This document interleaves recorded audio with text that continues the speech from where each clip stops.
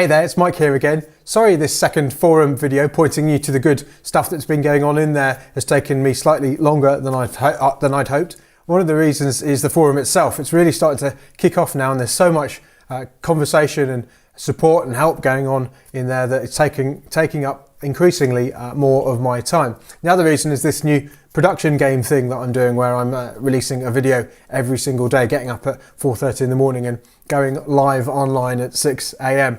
Once all of that stuff is bedded in and I don't have to consciously think about it so much, once I don't have to use my prefrontal cortex so much, I'll be able to do more of these forum videos. So I've got a lot of catching up to do. I've got about 26 posts or something to go through, so I'm going to split it into 3 videos and send you a video every week for the next 3 weeks, just showing you the new stuff that's going on in the forum. So the first thing I want to show you is the new Collaborate area of the forum. If you look in forums, down in community, Collaborate is at the bottom here. So you just click there.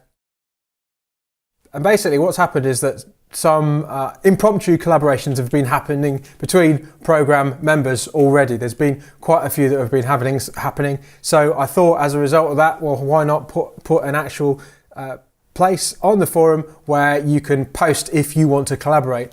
And there have already been some people, I only put it on a few days ago, and there's already been some people who say they want to collaborate.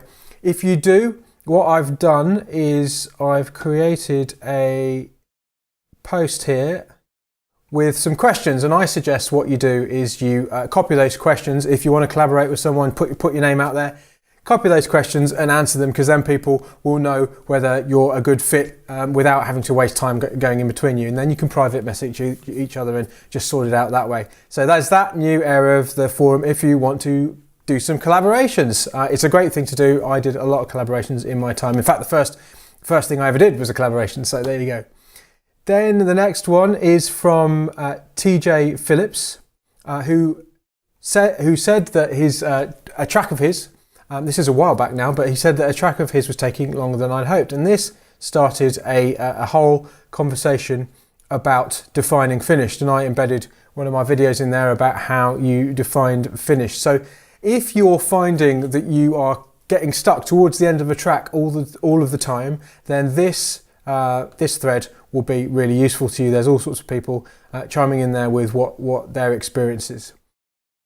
Then there's an aha moment from TJ again about batching your life. If you've done month 2, I think it is, on decisions, you'll know about batching, and TJ shares some of his experience, which is absolutely fantastic, about how it's completely transformed his life. It has done exactly the same for me. Batching is absolutely fantastic. Basically doing the same kind of tasks in one period of the day is really, really helpful. It allows you to build a head of steam and also not tire your prefrontal cortex at the wrong time.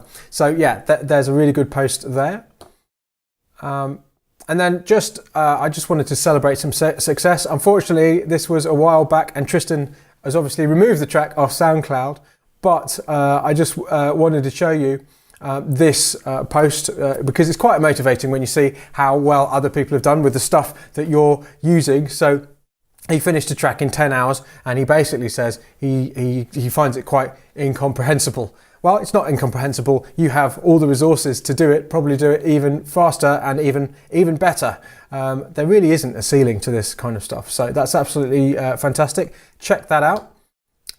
Then Remy here talks about the power of rest. Now, Remy is one of the first Start Now Finish Fasters. He joined when I first launched it back in July 2012. He's had some great news as well, in that he's had a major success in that he's been made a Mozart Fellow at Otago, I don't know how to say it, but anyway, a university in New Zealand. That basically means he gets paid to be the composer in residence for a year, which is absolutely amazing. Anyway, he before he got this place, he talks about the power of rest, something very important there.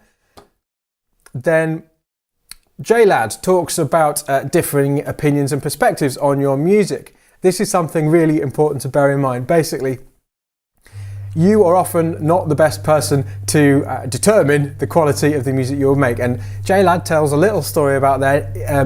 describing this point, and then I answer it with a little Brian Eno quote. I'm sure you all know how much I love Brian Eno quotes. Then here I give Patrick some pointers, some advice about where he might be getting stuck. He says he gets to a point where the track where it kind of feels like it's set in concrete and he kind of can't change anything, can't go any further. And I chime in with 3 different reasons this might be happening. So if that happens to you, that could be incredibly helpful. And then finally for today, something from Citizen, where he's talking about a new way of finding different workflows and experimenting with different workflows. And I thought that would be a really useful post for anyone who is maybe getting bored with the way they're feeling now about making music and want some kind of additional ways of introducing some spice into their creative process. So that's it for now. I will be sending you another video next week and then another video the week after that, catching up with some of the cool posts that have been on there. As I said, the forum has really been kicking off. It's really starting to be it has been for a while an invaluable resource, but it's really starting to be an ongoing valuable resource and growing all the time. So that's it for now. I will see you next time. Keep making that music and onwards and upwards.